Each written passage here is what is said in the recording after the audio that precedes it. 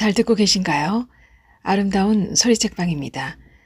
오늘은 2017년 한국일보 신춘문예 당선작인 고민실 작가의 쓰나미 오는 날을 읽어보겠습니다. 쓰나미 오는 날. 고민실. 객실에 아무도 없다. 형석은 그 사실을 동대구역에서 알았다. 화장실에 다녀오는데 선반이 텅 비어 있었다. 평일이라지만 연휴 전날이었다.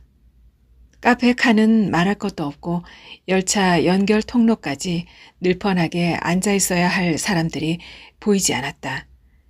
엇갈려 뻗은 다리를 피해 걷기란 여간 어려운 일이 아니었는데 휑한 통로가 낯설었다. 화장실에서 지린내 대신 소독약 냄새를 맡은 것도 오랜만이었다. 옆 객실을 기웃거려도 검은 무덤처럼 솟아오른 머리를 찾아볼 수 없었다. 몇십 명이 공유하던 공간을 혼자 독점하는데 오히려 숨이 찼다. 제자리로 돌아오자 창밖의 붉은 덩어리가 눈에 들어왔다. 플랫폼 가장자리에 빈 들장미가 몰려앉은 토끼떼 같았다. 열차가 움직이면서 붉은 눈동자가 일제히 이쪽을 노려보는 기분이었다. 역사를 빠져나가고 탁 트인 전경이 드러났을 때 형석은 숨을 크게 들이마셨다. 왼편의 4차선 도로와 오른편의 2차선 도로 상행선이 화물차로 꽉 차 있었다. 이삿짐 센터 전화번호가 박힌 1톤 탑차가 가장 많았다. 장롱이며 이불 보자기며 그릇을 담은 바구니를 그물로 덮어 굵은 끈으로 동여맨 파란색 트럭도 자주 보였다. 간간히 섞여있는 승용차는 세간살이를 실은 트렁크를 활짝 열어놓은 채 움직거렸다. 텅 빈 하행선은 길게 늘어뜨린 짐승의 혓바닥처럼 뜨거운 김을 쏟아냈다. 그 위로 짐을 싣지 않은 용달차가 휙 지나갔다. 하얀 차체가 누런 공기 속으로 녹아들 듯 사라졌다. 다리를 지날 때까지 창밖을 응시하다가 방음벽을 지나는 순간 후회했다. 진작 놓을 걸 그랬다. 부산역까지는 채 1시간도 남지 않았다. 형석은 신발을 벗었다. 다리를 뻗어 통로 건너편 의자에 얹었다. 이른 더위에 땀이 배서 양말이 꿉꿉했다. 미끈거리는 발가락을 움직이다 천천히 머리를 내렸다. 부드러운 시트에 등이 먼저 닿았다. 뱃살이 옆구리로 흘러내리며 불룩 튀어나온 배가 평평해졌다. 두 손은 폭에서 가슴에 얹었다. 머리 위 반투명한 초록 선반에 검은색 백팩이 비쳐 보였다. 출장을 갈 때면 맘 편히 눈을 붙일 수도 없었는데 이번에는 거래처에서 독촉 전화가 오지 않았다. 목뼈에서 엉덩이 뼈까지 틈틈이 박혀있던 긴장이 빠져나갔다. 곱게 편 허리가 시원했다. 형석은 눈을 감았다. 그날만 아니라면 쾌적한 여행이 될 뻔했다. 오늘은 부산에 쓰나미가 오는 날이다. 부산역에는 사람들이 길게 줄을 서 있었다. 제 시간에 못 오거나 취소하는 표가 있기를 기다리는 대기줄이었다. 제일 앞쪽에 선 부부가 칭얼거리는 아이를 달래고 있었다. 10번째쯤에서 20대 여자가 커다란 캐리어를 붙은 채 사람이 스쳐갈 때마다 미간에 3줄 주름을 만들었다. 30번째쯤에서 줄은 2갈래로 늘어났고 곧 3갈래가 되었다가 이어 꽁무니를 찾지 못하고 헤매는 사람들로 산만해졌다. 통로가 시끌벅적한 데 비해 식당은 한산했다. 문을 닫은 가게도 보였다. 형석은 베이지색 얇은 점퍼를 벗어 한 손에 들었다. 남색 폴로 셔츠에 블랙진을 입고 검정 운동화를 신은 모습이 유리문에 비쳤다. 이 복장에 백팩까지 메고 있으니 온통 검정 일색이었다. 형석은 양쪽 어깨끈을 붙잡았다. 백팩이 유독 무거웠다. 지난번처럼 아령을 넣어왔으면 어쩌나 싶었다. 아침에 집에서 나온 기억이 희미했다. 형석은 묵직한 백팩을 한번 축여 올리고 유리문을 열었다. 더위가 피부에 달라붙어 끈적거렸다. 바깥은 미세먼지를 동반한 황사가 자욱했다. 산허리까지 올라간 주택들이 회색빛 덩어리로 보였다. 일전에 고깃집에서 맡았던 연탄불 연기처럼 매캐한 냄새가 스쳐갔다. 그 속에 바다 내음이 묻어있는지 확인해 볼 생각은 들지 않았다. 보이지 않는 미세먼지가 대기 속에 가시처럼 녹아있는 걸 생각하니 더 목이 아팠다. 황사는 저녁 때부터 가라앉는다고 했지만 일기예보란 의심하기 좋은 화제거리였다. 하물며 쓰나미는 일기예보 축에도 끼지 못했다. 쓰나미 예보는 인터넷에서 태어나 인터넷에서만 사는 유령 같은 존재였다. 어디서부터 시작되는지는 아무도 알지 못하지만 언제부터인지는 대략 알 수 있었다. 모월 모일 지진이 일어나고 부산 인근의 해일이 밀어닥칠 거라는 이야기가 한 달 전부터 인터넷에 떠돌았다. 우스갯소리로 채어 돌아다니던 정보는 한번 흐름을 타자 삽시간에 퍼져나갔다. 뉴스에서는 거의 취급하지 않았지만 포털 사이트마다 찬반 논란이 거세게 일었다. 정보일 때는 두루뭉술했던 이야기가 내 편과 내 편으로 나뉘면서 명확해졌다. 믿으면 음모론이고 믿지 않으면 안전 불감증이었다. 쓰나미를 이용해 이벤트를 만든 게임이 비난에도 불구하고 매출이 뛰자 여기저기서 비슷한 콘텐츠가 양산되었다. 인터넷이 있고 사람이 있는 곳이면 그림자처럼 그 소문이 끼어들었다. 나중에는 인터넷 창만 열어도 귓가가 시끄러워지는 것 같았다. 전화를 한 거래처 담당자는 믿지 않은 쪽이었다. 몇 억이나 되는 장비에 AS 할 생각이 없는 거냐고 항의하면 엔지니어가 내려가지 않을 수 없었다. 소문을 믿는 사람들은 손사래를 쳤고 소문을 믿지 않은 사람들도 시선을 피했다. 부산 출장은 믿지 않는다기보다 반신반의하는 사람들 사이를 돌아 반질반질한 모양새로 형석에게 굴러왔다. 산재 처리가 되느냐는 질문에 돌아온 건 긍정도 부정도 아닌 웃음이었다. 형석은 농담이 아니라는 말을 굳이 덧붙이지 않았다. 어쩌면 다들 농담이 아닌 줄 알면서도 웃은 건지도 몰랐다. 사람들의 시선이 닿았던 목덜미가 따끔거렸다. 팀장은 선심을 쓰듯 천천히 내려가라고 말했다. 덕분에 고속열차가 아닌 일반 열차를 5시간 동안 타고 왔다. 아침 일찍 출발했는데도 부산에 도착했을 때는 이미 점심시간 끝자락이었다. 역 앞에서 늘 보던 씨앗 호떡에 군침을 삼키고 형석은 에스컬레이터를 탔다. 길 건너 차이나타운에 들를 참이었다. 전부터 텔레비전에 소개된 만두 가게에 가보고 싶었다. 테이블이 3개뿐이라 항상 대기 시간이 길어서 엄두를 내지 못했는데 오늘만큼은 욕심을 부려도 될 듯 싶었다.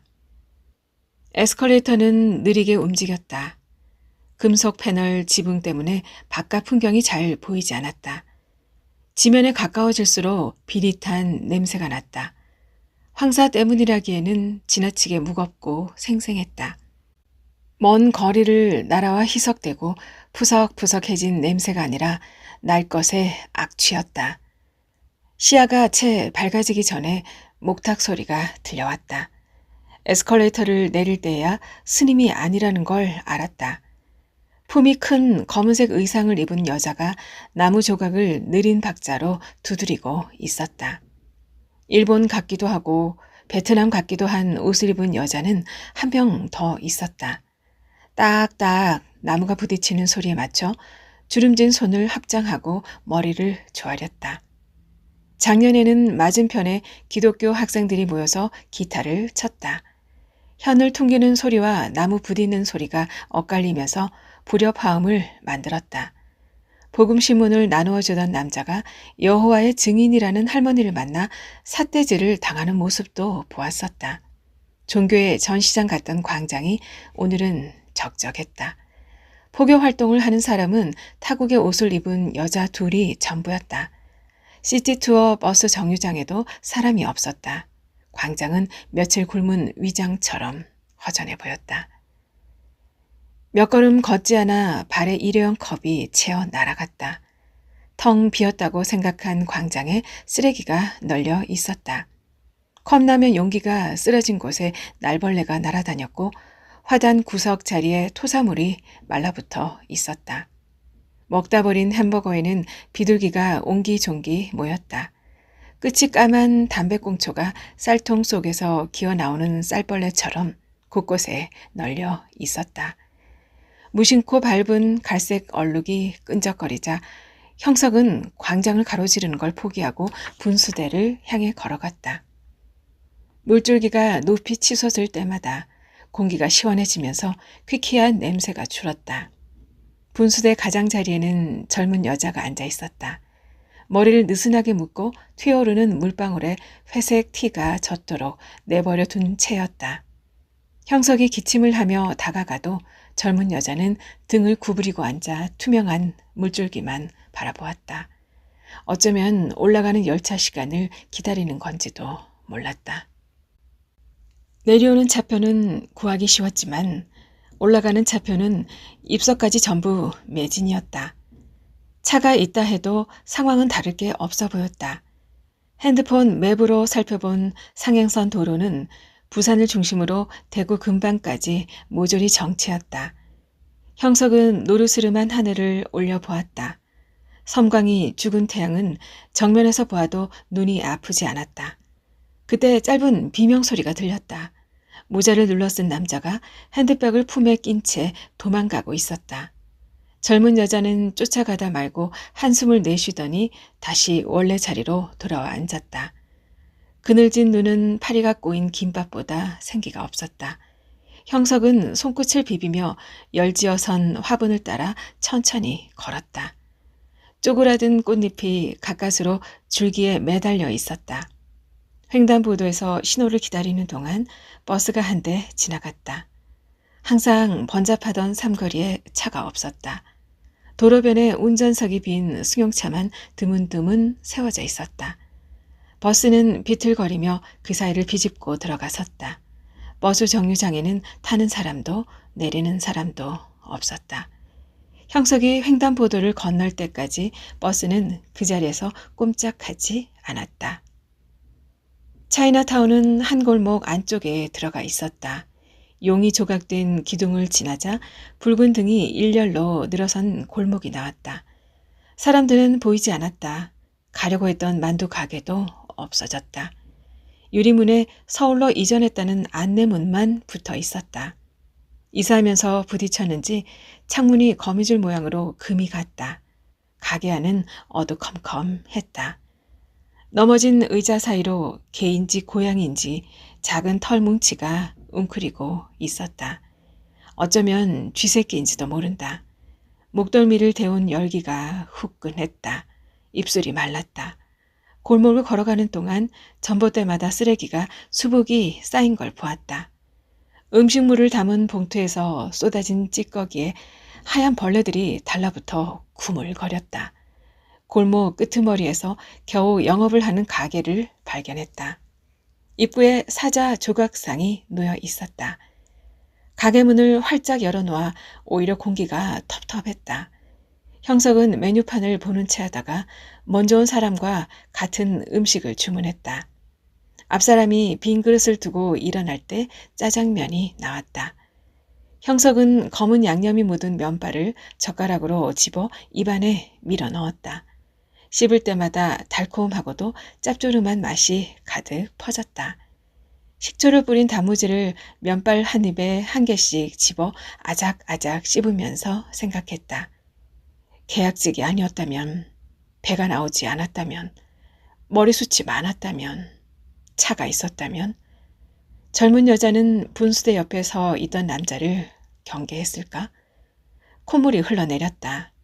들이마시자 흙냄새가 났다. 형석은 마지막에 계란 후라이를 반으로 잘라 짜장 양념을 잔뜩 묻혀 먹었다. 배가 단단해졌다. 차이나타운을 나오면서 지난번 출장 때도 짜장면을 먹었다는 걸 떠올렸다. 혀로 이빨을 훑자 식초에 전 단무지 조각이 튀어나왔다. 시큼한 냄새를 삼키고 지하철역으로 내려갔다. 햇빛이 닿지 않는 곳에 이르자 숨쉬기가 편해졌다. 교통카드가 잘 찍히지 않아 문구적댔더니 뒷사람이 성급하게 등을 밀었다. 사투리로 짧게 중얼거리는 소리가 들렸지만 너무 빨라 알아듣지 못했다. 부산에 왔다는 걸 그제야 겨우 실감하며 개찰구를 통과했다. 4호선까지는 지하철 노선도 아래에서 두 연인이 시시덕거렸다. 형석은 백팩을 끌어안고 꾸벅꾸벅 졸았다. 공업단지에 도착했을 때는 더위가 한풀 꺾여 있었다. 형석은 손에 든 겉옷을 다시 입었다. 거래처 담당자에게 전화를 했지만 받지 않았다. 라인 출입 등록은 되어 있어 출입증을 받아 건물 안에 들어갔다. 사물함에 백팩을 집어넣고 스막룸에서 클린복으로 갈아입었다. 외부인 전용의 파란색 클린복을 겉옷 위에 덧입는 다음 끈을 잡아당겨 모자를 바짝 조였다.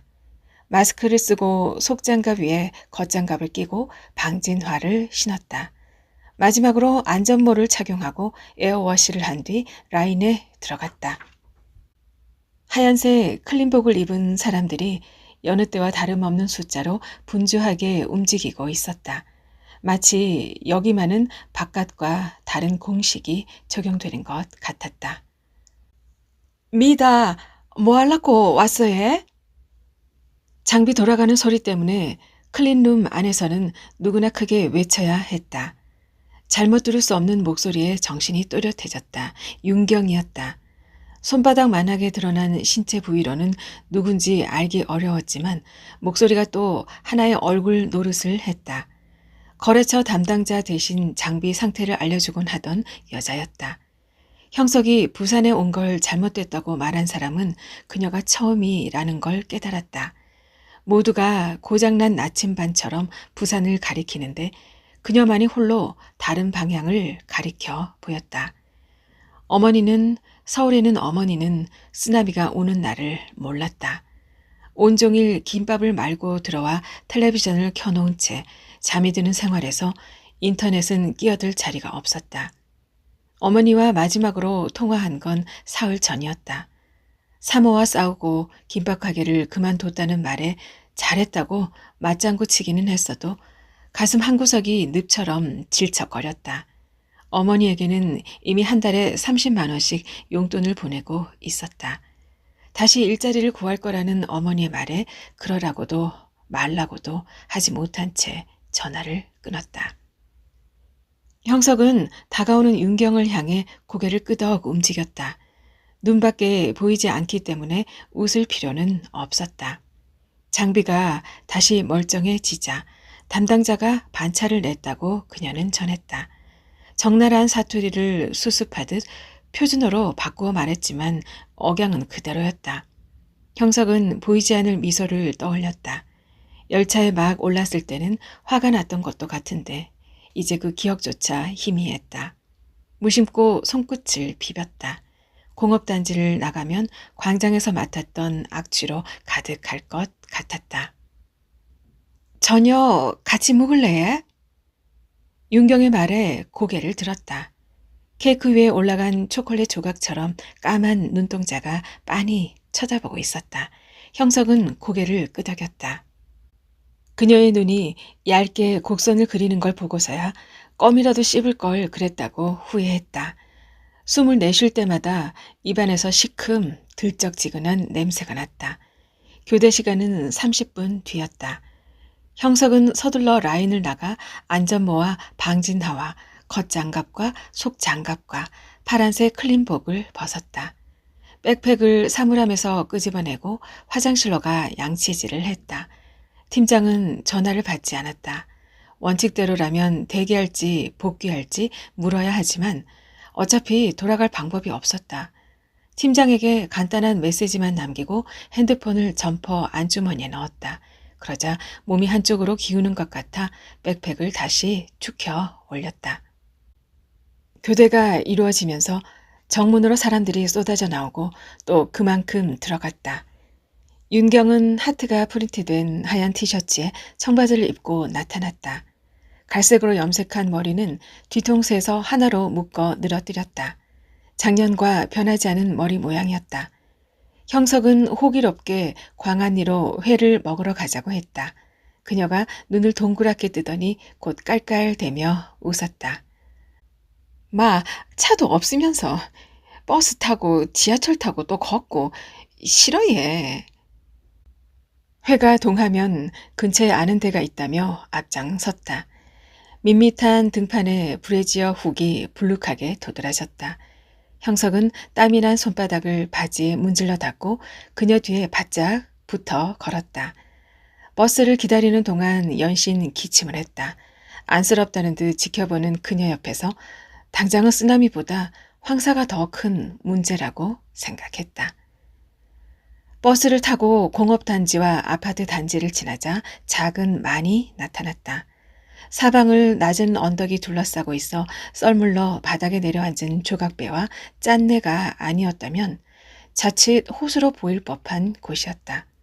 버스를 타고 30분을 왔을 뿐인데 이미 부산이 아니라고 했다. 이렇게 간단하게 다른 도시로 옮겨갈 수 있다는 사실에 어쩐지 안심이 되었다. 윤경은 장어구이 가게와 이웃한 가건물로 형석을 안내했다. 먼저 온 승용차가 입구를 반쯤 가리고 있었다.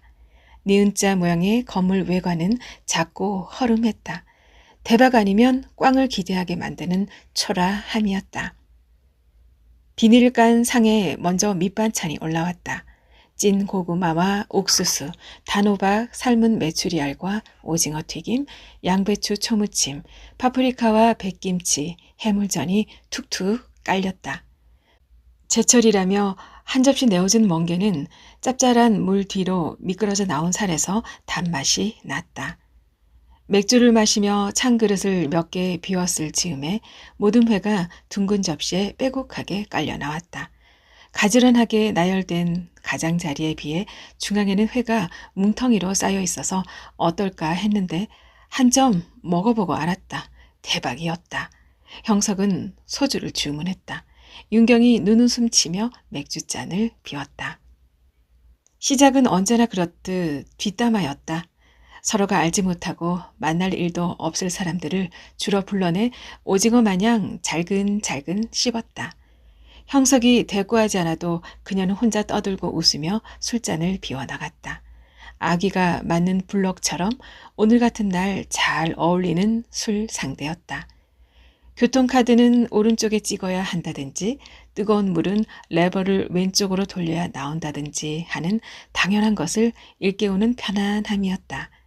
다만 라인에서 일하던 습관 때문인지 가끔 목소리가 커지는 바람에 형석은 그때마다 윤경의 어깨 너머를 힐끔거렸다. 실내는 일반 가정집처럼 아담했다.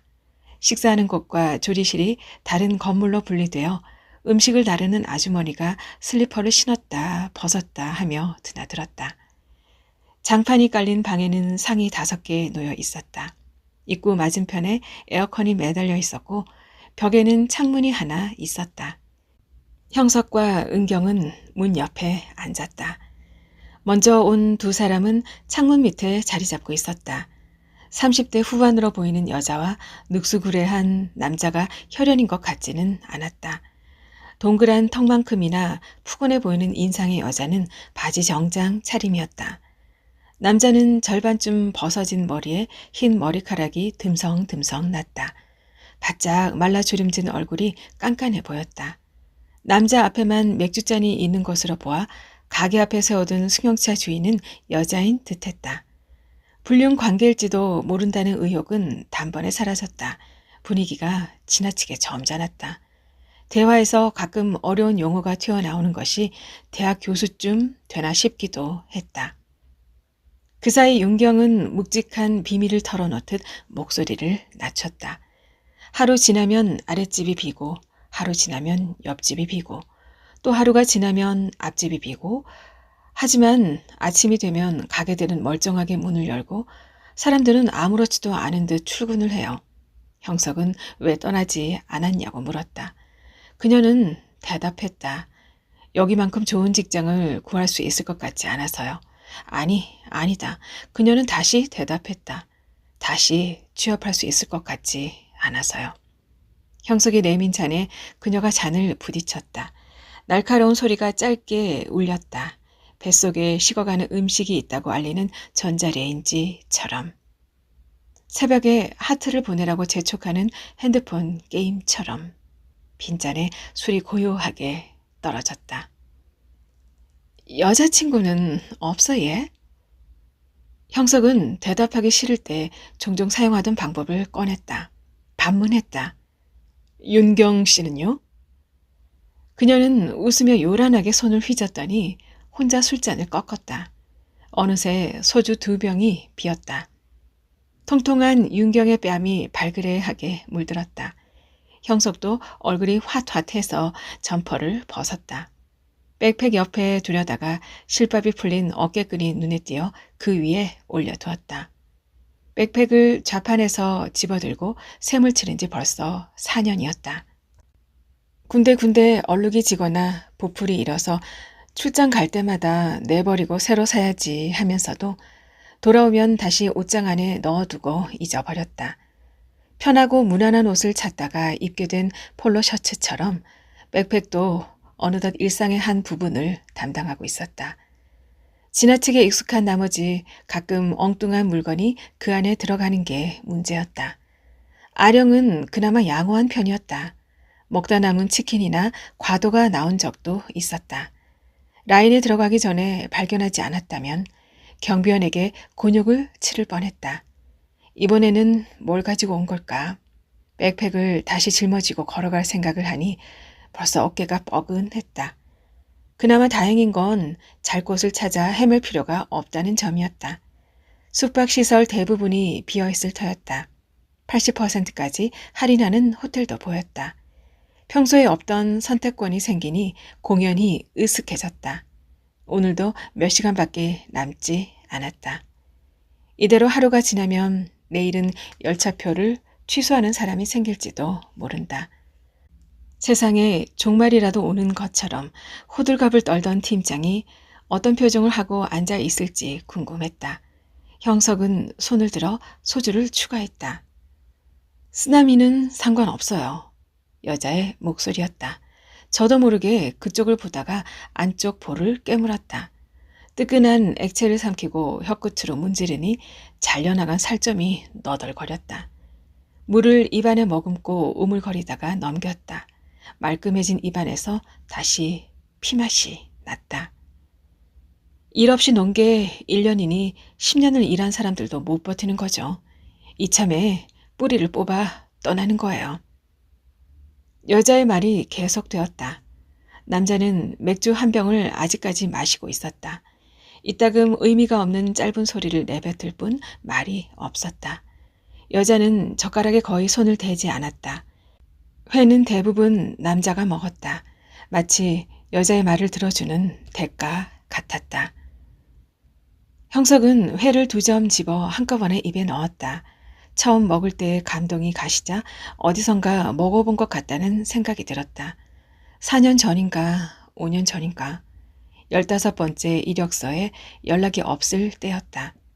아르바이트를 그만두고 여자친구와 부산에 왔다. 열차 통로에서 저린 다리를 두드리며 줄곧 수다를 떨었다. 꿈이라든가 버킷리스트라든가 아름다운 풍경이라든가 사랑에 대해 말했던 것 같다. 쪼그리고 앉아 몇 시간을 내려오고도 부산역에 도착했을 때 아픈 데가 없었다. 아팠는데 금세 잊은 건지도 몰랐다. 그때는 잘 잊어야 건강할 수 있었다. 부산역을 나오자 광장 한쪽에 분수대가 보였다. 거대한 도넛 모양 조형물이 가운데 서 있었다. 민트색이었다. 주위로는 손가락을 구부린 모양의 조형물이 드문드문 흩어져 있었다. 역시 민트색이었다. 대리석 바닥에서 수십 개의 물줄기가 솟아올랐다. 반바지를 입은 여자아이가 맨발로 찰박거리며 뛰어다녔다. 자그마한 발에 채일 때마다 물 웅덩이에 파도가 일었다. 엄마로 보이는 여자가 미소를 띤 얼굴로 아이를 응시했다. 때로 손을 흔들기도 했다. 아이 엄마와 분수대를 지나쳐 급히 택시를 잡았다. 영도대교에서는 벌써 오래된 노래가 흘러나오고 있었다. 다리가 반으로 쪼개져 올라가는 걸 지켜보다가 비프 광장까지 걸어갔다. 몇 번이나 빨아 신어 뗏물이 든 캔버스화가 나란히 박자를 맞춰 움직였다. 비프 광장 입구에서 거침없던 발걸음이 멈췄다. 영화의 거리는 돗대기 시장 같았다. 중국어와 일본어와 영어가 마구 뒤섞여 들려왔다. 먹을거리를 파는 노점상들이 입구부터 다음 골목까지 촘촘히 늘어섰다.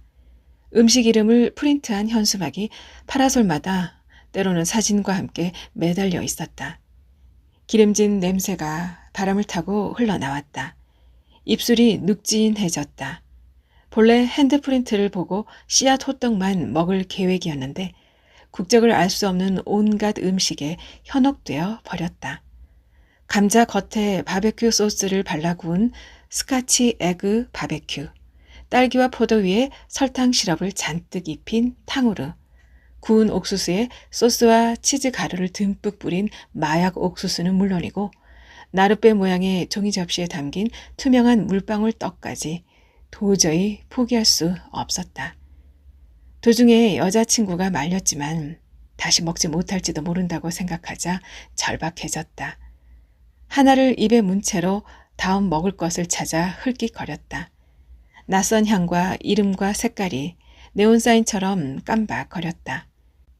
비프가 아니라 비프일지도 모른다고 부푼 배를 껴안고 헐떡대며 웃었다. 이대로 자갈치 시장에 갔다가는 비위가 상할 것 같아 곧장 지하철역으로 향했다. 몇 정거장 지난 뒤에야 핸드프린트를 보지 못했다는 걸 깨달았지만 아쉬운 기분은 들지 않았다. 예약해둔 게스트하우스는 해운대에 있었다. 비수기라 전망 좋은 방을 여유 있게 차지할 수 있었다. 해운대에 모인 사람들은 백사장에서 바다만 바라보았다. 아이들은 파도를 쫓다가 도망쳤다가 하며 깔깔거렸다. 끈적거리는 바람이 머리카락을 흩뜨려 뜨렸다. 구불거리며 오던 수면이 하얗게 물보라를 일으킬 때마다 장난감 블록이 무너지는 소리가 들렸다. 주먹을 펴듯이 모래사장을 기어오르던 물거품은 경계만 그리고 사라졌다. 여자친구는 샌들을 벗고 아이들 무리에 끼었다. 발이 시리다고 비명을 지르면서도 거듭 손짓해 불렀다.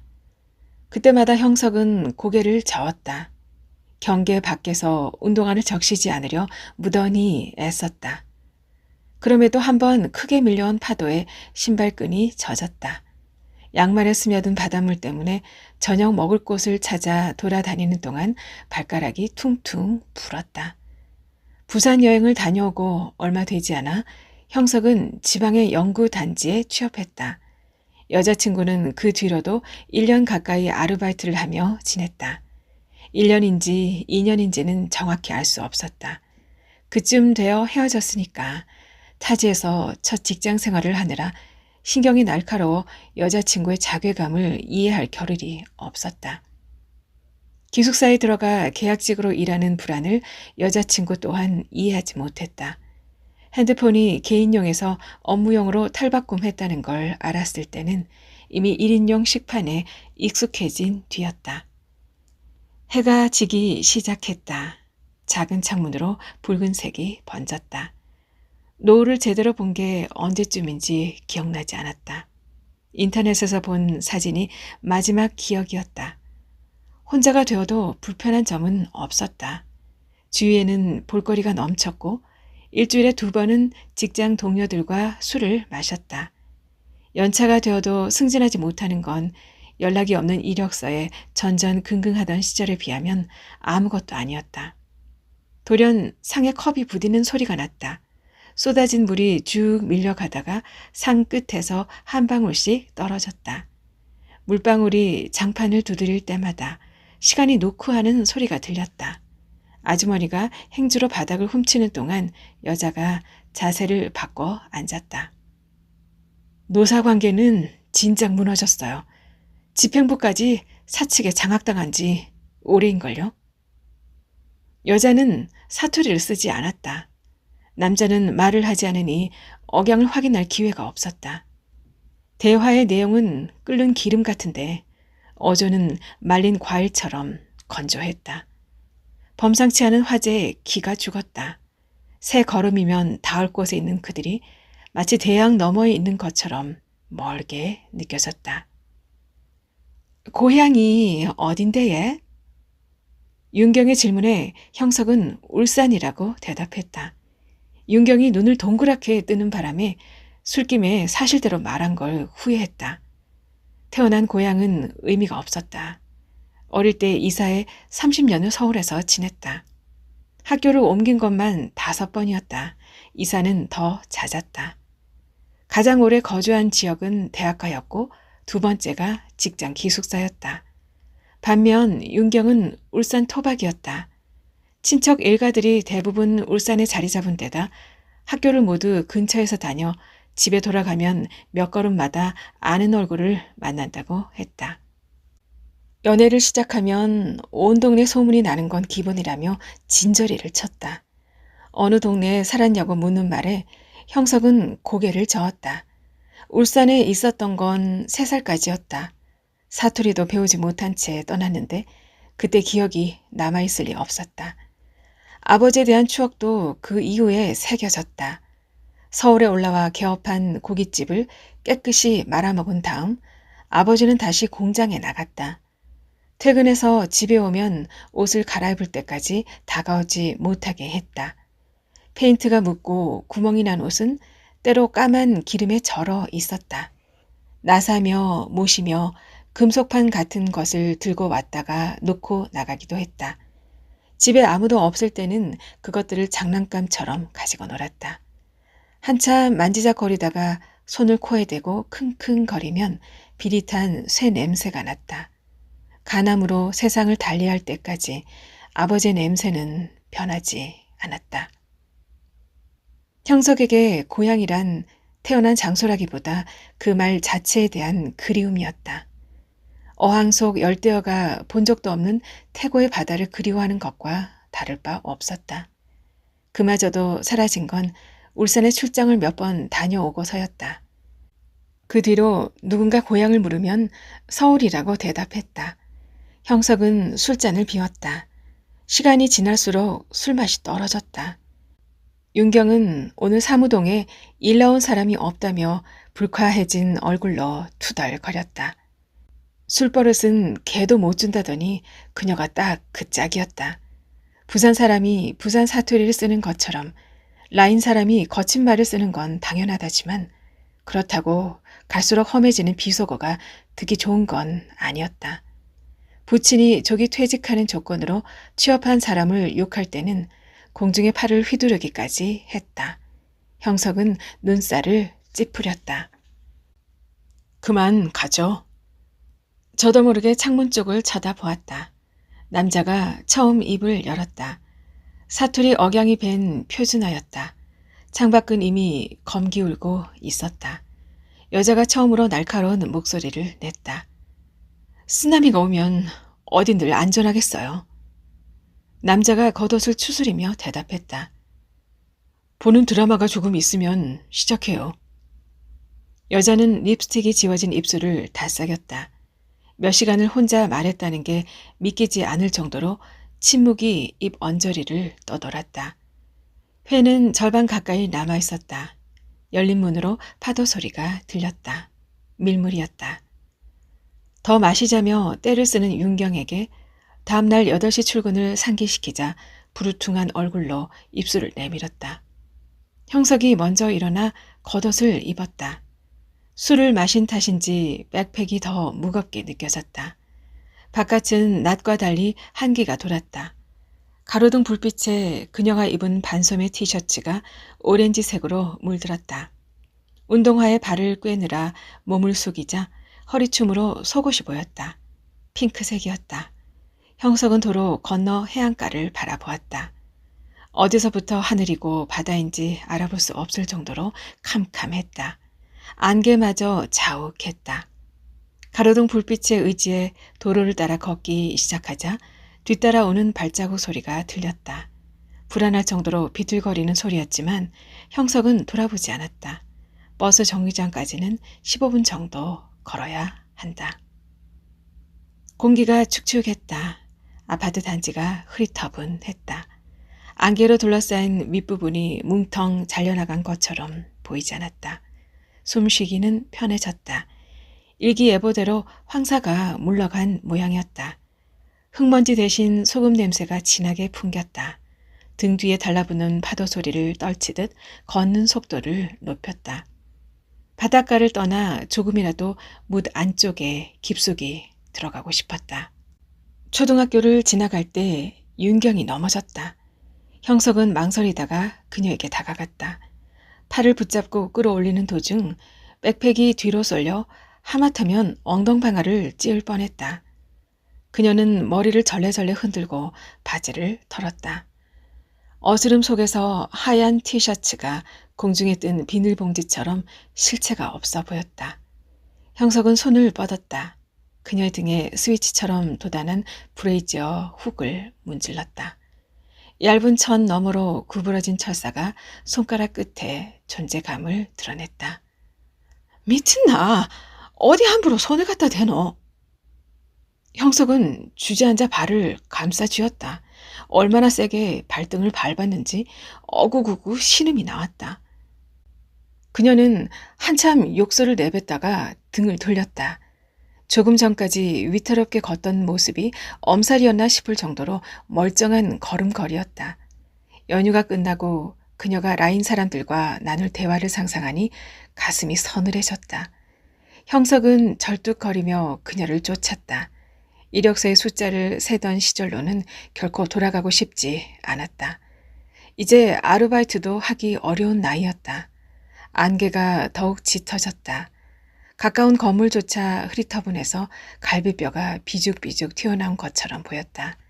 아무리 뛰어도 하트가 그려진 하얀 티셔츠를 찾을 수 없었다. 숨이 찼다. 풍경이 자꾸 변해서 멀미가 났다. 얼마 가지 않아 골목길을 끊어내듯 4차선 도로가 나타났다. 주위는 온통 희멀건 안개뿐이었다. 기침이 연거푸 튀어나왔다. 털 뭉치라도 삼킨 것처럼 목이 껄끄러웠다. 몸이 뒤틀리도록 기침을 하다가 결국 먹은 걸 다 개워냈다. 머리에 몰린 피가 겨우 가라앉았을 때에는 팬티까지 축축했다. 형석은 바닥에 침을 뱉었다. 콧속이 시큼한 냄새로 가득 찼다. 역한 냄새를 피해 걸음을 옮겼다. 백팩이 어깨가 저릴 정도로 무겁게 짓눌렀다. 도로에는 차가 없었다. 공사장 가림막 너머로 노란색 크레인이 이쑤시개처럼 가늘게 솟아 있었다. 버스 정류장도 텅 비어 있었다. 아무리 주위를 두리번거려도 윤경은 보이지 않았다. 형석은 의자에 앉았다. 문득 가슴께가 간지러웠다. 핸드폰 진동이라는 걸 깨닫고 점퍼 안을 더듬었다. 까만 액정 화면에는 통장에서 카드 대금이 빠져나갈 예정이라는 메시지가 떠 있었다. 희미하게 빛나는 메시지를 손가락으로 쓸었다. 단단한 유리가 손끝에서 미끄러지며 화면이 꺼졌다. 형석은 머리를 긁었다. 땀에 젖은 머리카락이 덩어리 졌다. 손바닥으로 축축한 목덜미를 문지르자 쇳가루 냄새가 나는 것 같았다. 맵에서 버스가 오는 시간을 확인하려 했지만 인터넷이 연결되지 않았다. 형석은 전원 버튼을 길게 눌러 핸드폰을 껐다. 전원을 다시 켜는 순간 날카로운 소리가 귀를 찢었다. 주춤주춤 일어서는데 안개 속에서 불빛이 휙 튀어나왔다. 빨강과 초록의 형형한 불빛은 노려보듯 잠시 멈추었다. 순식간에 멀어졌다. 소음이 줄어들면서 눈앞이 침침해졌다. 형석은 까치발을 세웠다. 멀리서 어둠이 안개를 잡아먹으며 성큼성큼 다가오고 있었다. 아파트 단지를 밝히던 불이 사라졌다. 인터넷은 여전히 연결되지 않았다. 버스 정류장을 서성이다가 다시 의자에 앉았다. 이곳을 떠나야 하는데 버스가 오지 않았다. 버스가 오지 않아 이곳을 떠날 수 없었다. 어깨는 아프지 않았다. 통증을 견디다 못해 신경이 죽어버린 것 같았다. 아니면 백팩은 벌써 옛날에 잃어버렸는지도 모른다. 형석은 눈을 감았다. 열차에서 내릴 즈음 나오던 안내방송이 귓가에 맴돌았다. 잠시 후 마지막 역인 부산역에 도착합니다. 낭낭한 기계음은 들을 때마다 불편했다. 다시 눈을 떴지만 아무것도 보이지 않았다. 눈을 닫아도 열어도 똑같은 어둠이었다. 밥솥을 열었을 때 갓 지은 밥에서 올라오는 촉촉한 공기가 손끝을 스쳤다.